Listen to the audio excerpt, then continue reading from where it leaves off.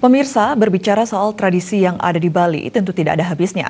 Hal inilah yang harus terus dijaga oleh umat Hindu di Bali, terlebih melalui perayaan Hari Raya Galungan bisa menjadi momentum untuk saling menjalin komunikasi dengan umat lain.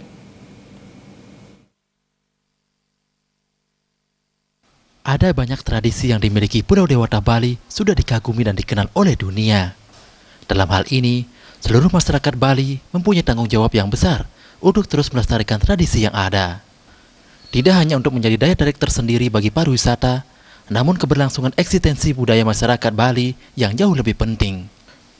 Pengamat pariwisata I Gusti Ketut Puriarto mengatakan, tradisi sesungguhnya di samping sebagai untuk persembahan, tetapi juga tak kalah penting adalah menjaga simekrama umat Hindu di Bali agar lebih rekat dalam mengarungi kehidupan beriatnya di Bali.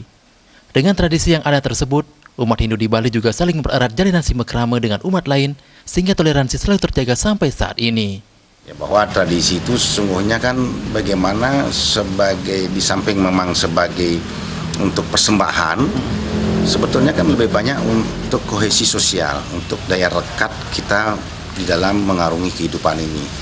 Nah, setiap tradisi apapun itu, termasuk upacara di dalamnya adalah bagaimana kita bisa menjaga simekrama kita dengan sesama umat di Bali.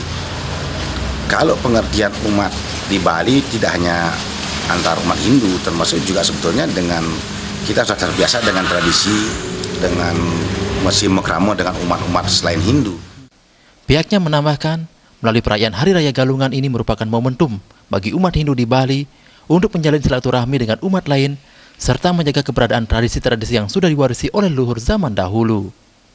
Adi Setiawan, Bali TV.